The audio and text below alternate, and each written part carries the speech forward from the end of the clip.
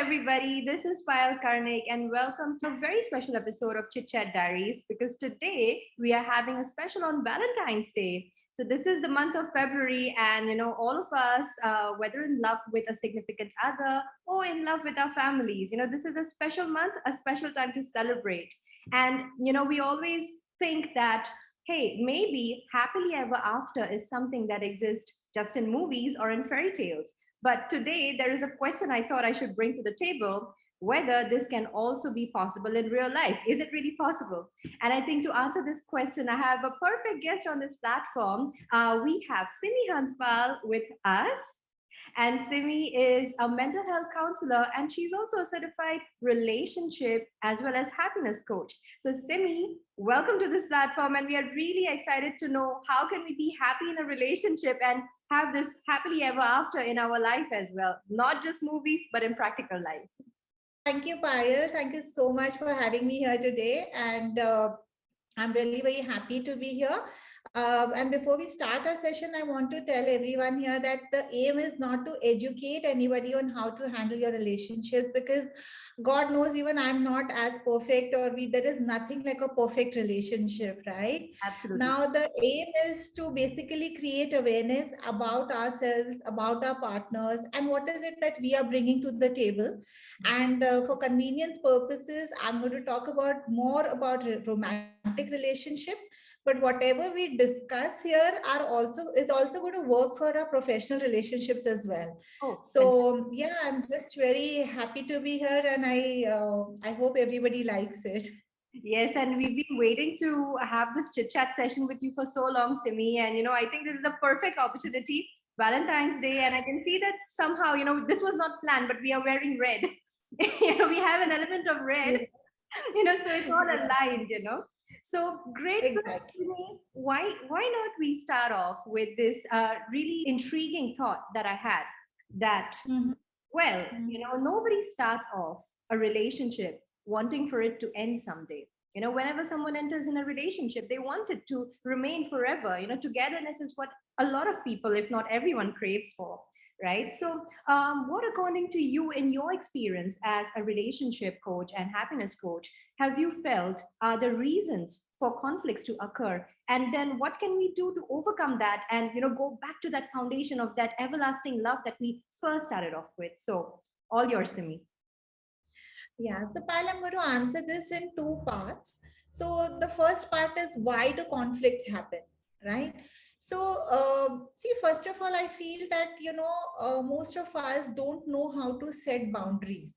What do Mhm. I mean by this is, we don't make our priorities clear in the beginning. When we start out on a relationship, we are never very clear about our own priorities, and we have not set that with the other person as well, Mhm. right? We all try to put our best foot forward, and we try to pretend to not be who we are not, right? And then when we are in this long term relationship where we start living together, everything kind of comes into reality, and then you kind of wonder what happened, Yeah, right? it's like a sales So pitch. You're trying to pitch yourself, your best foot forward, but that's not the entire you. That's not the complete you. exactly. And all of us do it. It's human nature naturally, because you want the other person to like you. So you will definitely try to put your best foot forward. But when you are in a relationship, it is very important to start setting your boundaries and having your priorities very clear in the beginning. Okay. Now, for example, if I have a list of priorities which are set for me, like a deal breaker for me is if there is no trust in the relationship. So my number one point will be trust. My number two on the list may be something like acceptance.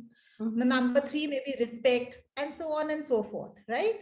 So Hmm. once I'm clear that if these points are there in my partner, and if he is living up to these 3 points that I want him to, then I'm going to be in a good relationship.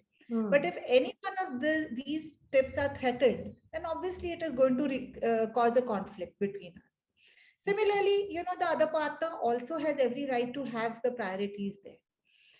Then, what I've also seen is that there is a lot of power struggle that starts happening in very close relationships. Mhm. Okay, there are conflicts which revolve around finances. Right. Okay, if somebody making more than the other partner, then there's always kind of an upper hand there.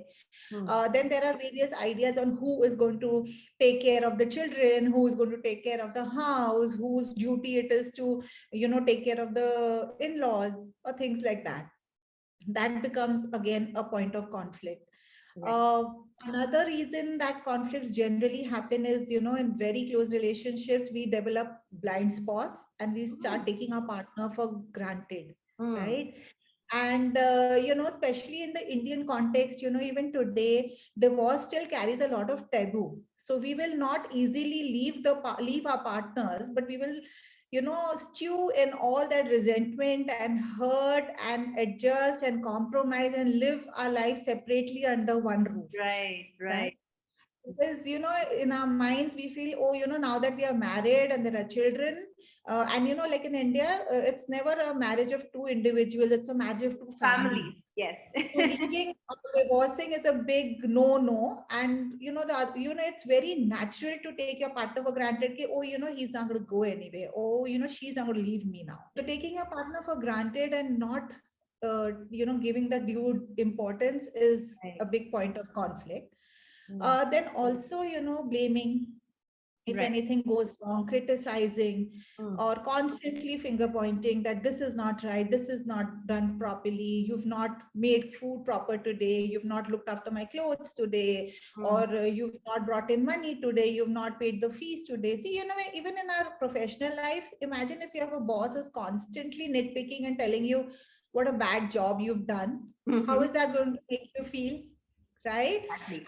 But professionally you are objective and you tend to kind of, take it in your stride, or you leave and you look for another job. But unfortunately you can't do that in a relationship, right? So that needs to be you have to be very mindful about it. And another reason of conflicts which are very often seen are abuse, whether it's physical, verbal, or emotional. Mhm. And that is considered very toxic for any relationship. So that again can be a major point of conflict. And last but not the least is addiction. So after finances, Mhm. this is the biggest reason why most couples fight. Right. So there is no chronological order to the points that I have given, but whatever broadly I have seen, there are many other points, of course, that are there, Yeah. but these are the broadly categorized points that I have come across in my experience as a counselor and also what I see around me. Right. And also, we need to remember, Payal, that conflicts are not bad. Okay. Mhm. So I don't want all the audience to be thinking, oh, we shouldn't be fighting, because it's going to become such a boring relationship, Yeah. It's actually very healthy to have conflicts, to Mhm. have disagreements, to be able to voice your opinions. Absolutely. Okay. Yes. But the key is how we handle those conflicts before they get too out of hand. Yeah. And when they are done in the right way, they can actually strengthen and deepen the bond and have a good effect on your relationship. It can actually bring two people closer.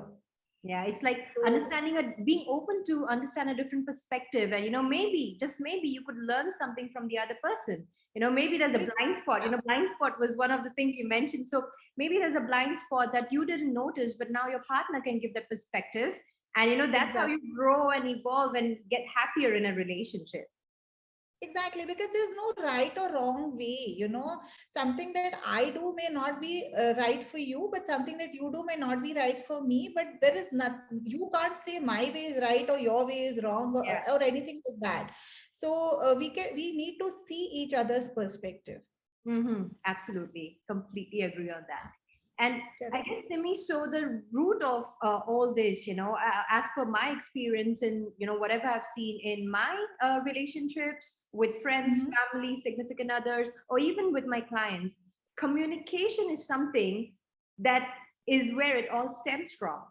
Whether you're talking about boundaries, you mentioned values, whether, you are having some blind spots, disagreements. So all of that actually comes from this communication. And I came across this very interesting book called A Nonviolent Communication by Marshall Rosenberg. And, that's where they mention about, how do you actually communicate your true feelings to your partner without hurting them, but, having that objective viewpoint, like what you said, at work you have it, but how do you bring that same objectivity in your relationship, but, with a little bit more heart involved? So, Simi, what would your advice be in communication? Yeah, so Payal, you're very right, because in any relationship, communication is the key, and any breakdown on in communication is what leads to breaking down of the relationship as well. Okay, so the major ways that we can resolve any of our conflicts is through communication. Now, how do we do that? Because communication is something that we do, right? That is something that we say. But before that, there's a lot of it going on inside of us, which determines how we are going to say what we are going to say. Right? It sets the tone of what is it that the way the communication is going to go, Yeah. right? So, we as human beings differ from animals in a big aspect, that we feel something called empathy. Mm-hmm. Okay. And the moment you start empathizing with your partner, and you walk in their shoes, and you see what is it that they are saying and where is it that they are coming from, so basically getting the other person's perspective, and are trying to understand that why is that person doing something that really irritates you all the time, right? Mm-hmm. And if you ask yourself honestly, do you believe that person whom you are in love with, whom you are in such a close relationship with, is doing something on purpose? Do you really think Mm. someone you love you will try to irritate on purpose? No. है ना? Right. So once you establish that, it becomes very easier to let go then. Yeah. Okay, because now you're letting go of the anger, because anger in any Mm. relationship can actually be very damaging. Okay, it can, because when you're angry, it tends to cloud your brain, and then you will say things that you don't mean. Right. In the fit of anger, you will say something so harsh and so damaging that can really be, it can be very hurtful. So the Right. words you say, they have the same effect as sword, and if you see, words and the word sword are the same letters, only rearranged, Mm-hmm. right? So, for example, if I have to give you an example of how anger can hurt a relationship. So we all have a milk vessel at home, right? In India, we boil the milk in a particular vessel, Yeah. which is usually made out of stainless steel or aluminium, right? So when it falls, it will not break. Suppose, it falls once or twice, so many times it falls out of your hands. It's not going to break, but it's going to cause a dent in that vessel, Right. right? And Mm. if it falls 10 times, it's going to have 10 different dents. It's not still not going to break, but the dents are going to make it so unmanageable that eventually you have to throw that utensil away, Mm. right? Now Right. you replace that you vessel with your relationship. Every time you get angry, every time you use anger in a relationship, which is mindlessly used just to score a point, Mm. ask yourself, how many dents are you making in your relationship, Mm-hmm. right? And when you keep the channels of communication open with your partner, when Mm. you set the tone, when you are mindful of your verbal and non-verbal cues, because you will pick up a lot of non-verbal cues in Yes. body language, in stance, how the person is saying it. Yeah. You will hardly notice what the person is saying, but you will notice what the how he's saying it, The right? passive That makes aggression. all the passive aggression. Even if they're being aggressive, they're going to have this big stance, they're going to scream, they're going to Right. shout at you, there's going to be a lot of noise around you, Right. right? So all those things get picked up. People forget what the person said, but they remember how they said it, and that Yes. is what remains all along, right? So if you genuinely, honestly appreciate your partner for doing something, you Mm. know even if it's a small thing, like you don't need to wait for some really big thing to happen, like for your partner to come and buy you big diamonds or a car or a house. Even Mm. in small things, like thank you for helping me out in the house, or thank you for Right. taking care of the child's transport, or Mm. thank you for doing this. Small things, when you genuinely appreciate somebody, it feels good to us also, no? If I say something nice to you, that, oh, thank you, you did this for me today, you just feel so nice Yeah. about it, right? Like don't just And keep filling the glass with the dirt. Also fill the glass with the essence of honey. Whatever is the sweetness. So make sure that the honey glass is like filled up more, and the dirt is something that you need to keep spilling out, right? exactly. And you need to set aside a lot of quality time for each other. And that has to be gadget free, because nowadays, because of the technology in our lives, it has a kind of taken over our lives, Right. we get up in the first thing in the morning, before saying good morning to each other, we pick up our phones and start checking our What messages. are the messages? And after saying good night, also the last thing we're doing is seeing our Checking. messages. So that's okay, because a lot of work is being done also, so it's not just mindless chatting or whatever. There's a lot of work also, and that also needs your attention. But try to spend some time together, maybe go out for a walk together, maybe just be, even if it's just half an hour. Nobody is telling Yeah. you to sit the whole day and Or gaze even into each 15 other's minutes, as eyes. long as it's quality. As long as it's quality, Yeah. even washing the dishes together and Yeah. having a chit chat about how the day went, or Yeah. cooking together. I've seen Yeah. couples who cook together so happy. Somebody's chopping, one is, and they're just Yeah. talking about their whole day, and it's such a nice way of Yeah. getting things out of your way and spending time Yeah, together. it's like in Hindi we say ek teer se do nishan, so you're like Nisha. hitting two targets with one arrow. Exactly, exactly. And it's very enjoyable, when one person is slogging away, by themselves, it's a Yeah. little, you feel a Boring as little well. alone. Yeah, and very lonely. But when your partner comes along and chips in, things get done faster, and you kind of feel so good about it, Yeah. right? Yeah. And lastly, but again, not the least important point, is that you need to learn to let go. Okay, Mhm. stop holding on to past grudges, past pain, because what we tend Yeah. to do is, if you have a fight today with your partner, you talk to him about what he did 10 days ago also. Right. Right. You bring in all that grudge, all the resentment that you're holding on to, all the past anger, Hmm. and this will only lead to a lot of bitterness in the relationship. Yeah. Yeah. And Absolutely. how you can let go is by, again, going back to your priority list. Is this the reason why are you in this relationship because he did not offer you a cup of tea? No, you are in this relationship because you trust the person, because that cup of tea, offering me Yeah. food, offering me cup of tea, may not even be on your list, Yeah. right? Or it may rank very low. Yes. So if it is Yes. not on your priority list, and if it is ranking very low, Hmm. just let go, because this is going to make it easier to forgive and let go and just be. Yeah. And I guess one of the biggest mistakes that people make when getting into a relationship, because it's like, when you sit there, you're the recruiter and you're hiring someone for your company, you're so diligent, right? Then, when it comes to relationship, what kind of approach you take? But I feel that, the mistake that people make is about entering a relationship thinking, what can I get from this? Instead of, what can I give?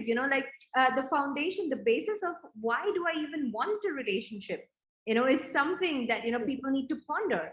And after hearing from you, the way you explained about how can you really communicate to your with your partner, and let go of certain things. One thing I also notice is housekeeping within you is so important, because Yes. usually if we don't keep our house inside us, our state of mind clean, that's what we are spinning. Like the anger, it's coming from you. Something that happens outside of you is getting triggered because you have something in there.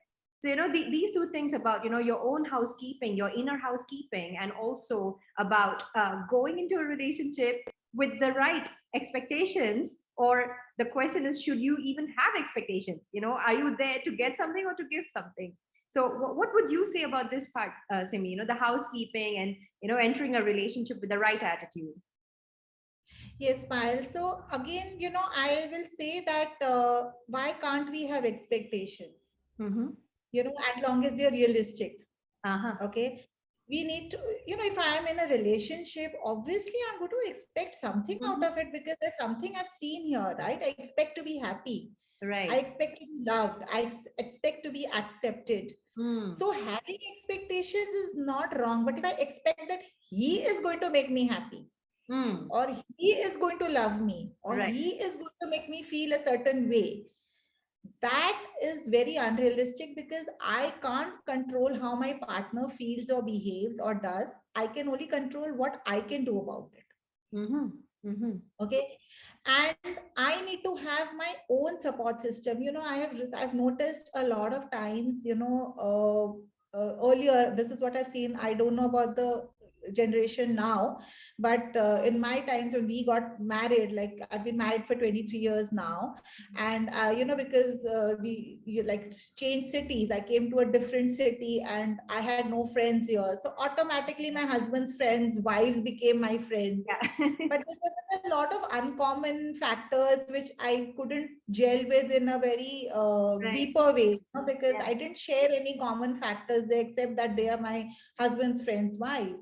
So I am still friends with them, but the bond is not very deep, right? Right. But we need to have our own circle of friends, our own support system with whom we Hmm. can vent. We cannot expect that just because you're married to this person, you can, just vent out with this person and tell him Yes. everything that you are feeling.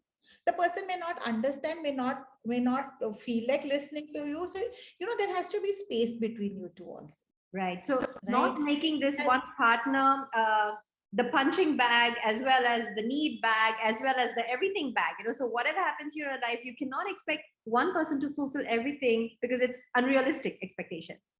exactly. Imagine someone expecting that of you. What a big burden. You Yeah. will feel so burdened and Yeah. so responsible, which is not Yeah. fair on the other person also.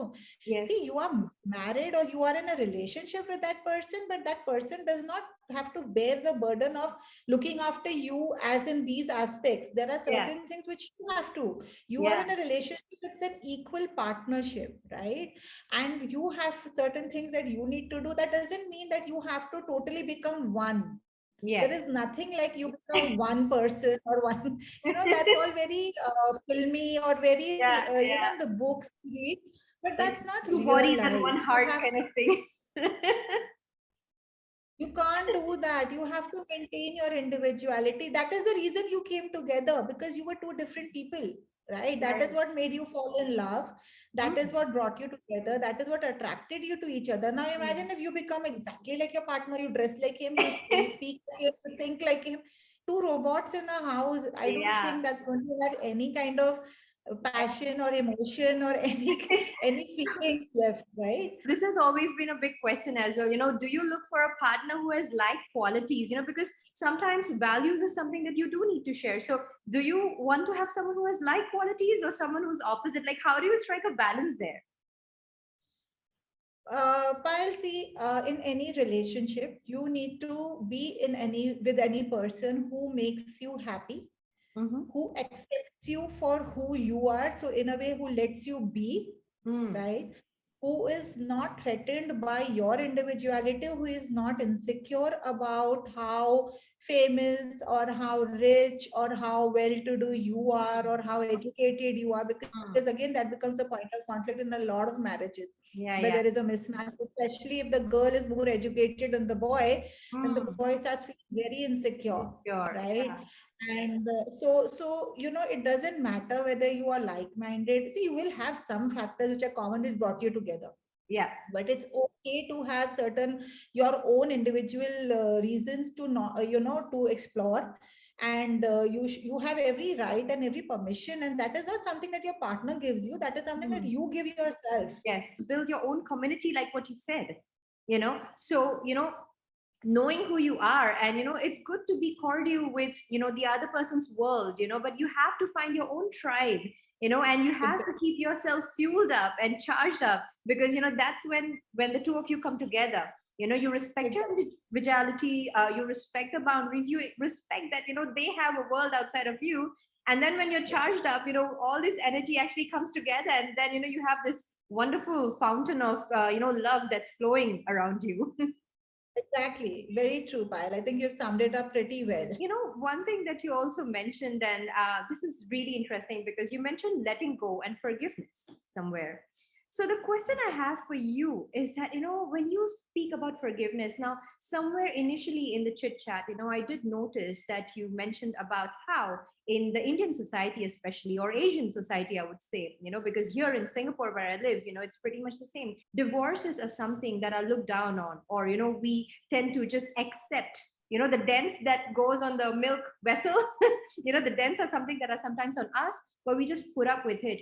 So how do you really, go forward in this kind of a situation? How much can you endure? And, when you talk about forgiveness, does it mean that, if I'm forgiving someone, I accept it? Or is there a way to have a healthy form of forgiveness whereby, I respect myself and, I still walk out in peace? So what is your take on this? Okay, so Payal, see, forgiveness or forgiving somebody is a very difficult concept, especially if somebody is being so difficult. It's really challenging to love a person at that time, right? But like Dr. Luther King Jr. said, that darkness cannot drive out darkness, only light can, and Mm-hmm. hate cannot drive out hate, only love can. Mm-hmm. Okay, so instead of assigning blame to the other person. See, here there are two people together in a partnership. So instead of seeing that where my partner is going wrong, can I look at my behavior instead? Can I start focusing on how I am being a part to this entire situation, right? So if I take a pause, if I go inside, like if I start introspecting and I start reflecting on my behavior, my words, how I am, what is it that I am saying. Once I reflect that, it kind of puts things in a lot of perspective to whatever is going on, and puts things very clearly. And now I can see how I am also privy to that situation, Ownership right? of your own actions. Mm. Ownership of your own, And right? thoughts. Yes. And separate the person from the problem becomes very easy. So, what I mean is, instead of saying you are the problem or you are doing this wrong, if you say this is the problem, this is Mm. going wrong. Now, what you've done is you've stopped assigning blame to the person, and now you are looking at the problem. The moment you say, if your partner tells you, Payal, you are doing this wrong, you become very defensive, Yes, right? absolutely. It's Natural, very piercing. very natural, right? The human reaction that no, I'm not. Yeah. Immediately you become defensive and say no, and then you take offense, and then you become offensive, Yes. right? But the moment he says, okay, this is going wrong, Right. And then that becomes something that you need to work on together. now both of you will look Yeah. at this. You won't look at you or me. You will look at this. So Yes. you start focusing on the problem, and then immediately, the problem resolution mode will be on in your minds, instead of trying to assign blame that you did this, you did this, you did this, you did this, right? Yeah. So, so that helps. If you separate the person from the Yeah. problem, it helps you maintain your objectivity, and then it helps you start letting go of the anger, the Mm. hurt, Mm. right? Because now you're not hurt anymore, right? Now this is a very mature way of handling it, Yeah. and it becomes easier to forgive the person, even if the person is being unreasonable, Right. or if the person has said something in a fit of rage. Mm. Again, ask yourself. So, okay, for example, if my husband says something very angrily to me, and he says something, and I feel disrespected, right? That Mm. is what I will feel if he's Mm. shouting at me, or if he's getting angry at me. Mm. Now I have to go back to my list and see, where does respect fare. Mm. For me, respect on my list is at 3. Mm. But is it higher than my number 1, which is trust? Right. No, it isn't, That's such a right? beautiful thought. Yes. So if I can still trust him, Mm. and I can still feel accepted by him, and he accepts me for who I am, I think I can let go of this Yeah. feeling disrespected this time. And when he calms down, then we can have a chat about it. This is so valuable, actually, Simi. And as you said these two things, the first one was so easy, just changing the word you to this. It's such a simple technique, and it literally shifts everything. And the Shifts. second one about where does it fall on your priority list? So having this list, and not list like superficial list, like I must have someone who is like 6 feet tall, or must have this kind of a body, but those values that you really want, and then going back to see, hey, look, is this something that I can let go? Because the top list, which is trust in your case, that is something that I can really still feel. So I think this is so valuable, Simi. The ones watching, I really hope that they are taking down notes, because just these two things, one is to just convert the you to the this, and the second one to really look at, what is more important, and going back to sustain that foundation where you first started. That is so, so, so essential. Yes. And when you separate the person from the problem, that time you are also ready to take responsibility to looking at how to resolve the issue. So it's not two people who are together in a relationship for a purpose, and now you are coming together to see how you can resolve this issue Yeah. instead of being against each other, because you're not opposing factors, right? You're on the same team. Yeah. But when you assign blame, then you automatically become opposing teams, Yeah. and then you just look at who's going to say what and how they're going to score a point, Yes. which again, like I said, is going to damage the relationship further. Yeah, and that's how, when you enter your relationship, you should know that you're entering it to find a teammate, who's going to enhance your life further, and you are there together because alone you can achieve great things, but together you can probably achieve greater. So if you have that attitude, it's always you, like what you said, looking at something that needs to be resolved so you both can be a better person. True, true. Yeah. Fantastic. So I think the last thing, Simi, that I would really like to ask you, about this entire conversation that we're having is, and I've always been curious about this. It always takes two hands to clap. So, I might be watching this video or I might be putting a lot of effort in, making things work in my relationship. What if my partner doesn't reciprocate? What then? While it takes two to tango, you cannot dance alone. Mm-hmm. So if you are in a partnership and suppose you're doing a ballroom dancing and both of you want to lead, would you be able to dance? No. Would it be as graceful? I mean, it would still be moving around, but it's not really dancing because both of you are trying to lead, or if both of you try to follow. Yeah. That is not going to lead you anywhere. So if you are not complementary to each other, Mm. and if you feel that your partner is not the right fit for whatever reasons, Mm-hmm. nothing to do with he being wrong or he being in whatever way, everyone has their own perspective, Mm. then maybe it's a time to take a reality check of why are you in the relationship, Mm. what is it that you are getting out of it, what is it that you are losing in it, what are the things that you are giving up to be in that relationship, and how that is affecting you. That's a big So one. when you answer these questions to your own self, you will get your answer. Amazing, Simi. I think that was a cherry on top, definitely, and especially that part about why did you actually get in there in the first place? What was the compelling reason? And if you really figure out that, hey, there was something that's on the top of my list, and that's why, I'm here, learn how to tango. But if it's something that's really not on your list and you're like, you know what, I think this is something that was so superficial or so unwanted, or I'm losing myself completely, that I don't think I want to tango with you anymore. And Yeah, that's absolutely okay. that is okay. See, you have every right to be in a relationship which makes you happy. That's Yeah. how I started this session with, that you have to be in a relationship that makes you happy, that makes you be, lets you be who you are. And if it's taking something away from you that is so damaging, or it takes your individuality away, you have every right to step away from it. Lovely, lovely. Because I've heard so much about, if you open up social media these days, everywhere, everyone talks about self love, and I felt that sometimes the self love is so extreme that it tends to be selfish, but like how you explained it so beautifully about the tango, like, hey, if you're tangoing together, what is it that you're losing? But if you're not losing anything, if it's just your ego that's coming in the way of the tango, I want to lead. No, I want to lead. So that's coming from the ego. So are you willing to see what's on top of your list? That quality or value that you really, really value and it matters to you. If you have that, be willing to learn how to tango. Don't go to the extreme, because that's not going to get you anywhere either. Yes. Yes. Lovely. So, is there any last words that you would like to share with us today on this chit chat? Because it's Valentine's special, and we want to end up in some happy notes. So, is there something special that you would like to share with the audience today?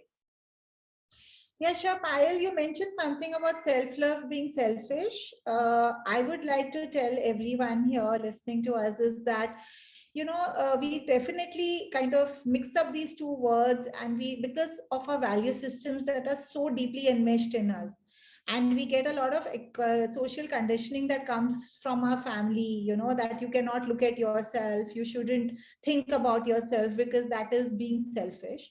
But remember that, they are two very different things. Mm. Okay. Self love is not conditional. Okay. You will not tell, you can't tell yourself, I'm going to love myself more tomorrow when I'm more richer or more thinner or more taller. Right. Right. It happens when you accept yourself completely, unconditionally, along with all your flaws. Mm. And when you do that, you're comfortable in your own skin, and you don't need any outside validations or any outside Right. approvals to do that. So, generally, which we seek from our partner are approvals. And Mm. that again is placing a burden on the other person, Yeah. right? Because they have their own journey to go through.